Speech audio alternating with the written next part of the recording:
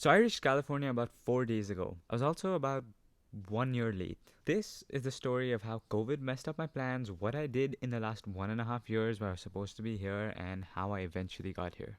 Let's start at the beginning.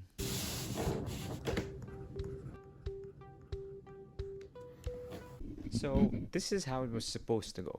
I would have had my exams in around May, finished them around June, where I would have had an IRL graduation. From there, I would have probably taken a bit of a holiday, probably gone and seen my grandparents in India. And then from August till all the way in December, I would have done my first semester of university in person. Then we would have reached 2021. I would have finished my second semester of university in person, probably done an internship or gone back over the summer, and that would have brought us over here to where we are today. Obviously, that's not what happened. See, because early in 2020, a funny thing called COVID screwed everything up, which means I didn't have any of my exams in person, means I didn't have an IRL grad, means I had to stay inside for all of summer in basically lockdown, which means that my first semester wasn't in person, it was Zoom uni. And by the end of that first online semester, I was just extremely tired, extremely fed up, and I knew I just couldn't take it anymore. So I was gonna try and do the second semester in person. The problem is my university cancelled in-person classes, which meant this whole semester would have been Zoom uni too,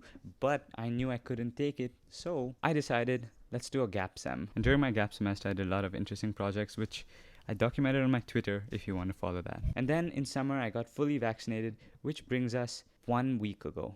So fast forward to the day before leaving, I'm not gonna lie, I was feeling a bit senti. I mean, I had lived in the place for like 10 years, so I convinced my family to go out for one last time the night before the flight. So I saw the view out of the bus I've taken once a week in the last 10 years. I took a last look at the $3 haircut place I always used to go to, which actually explains a lot about my hair when I think about it. I visited the mall we went to for like everything. Saw the Apple store where I've excitedly gone and looked at the new stuff for every Apple release since like the iPhone 4. I went to the building where I learned piano and also got down to a few shenanigans you can see in another video I made. And then I convinced my family to go to what I think is one of the coolest places in Singapore, which is Marina Bay. I mean, how can you not love this skyline? So I saw the Fountain of Wealth, I saw Marina Bay Sands, I saw the skyline, and before I knew it, it was tomorrow and we were driving into the airport. So at about 15 hours from Singapore to San Francisco, this is actually the longest flight I've ever done. And yeah, I don't know why I had this sort of grand idea that I was going to stay awake the entire flight and then only sleep when I arrived here at 7 p.m. in San Francisco. That didn't happen. I think I fell asleep after about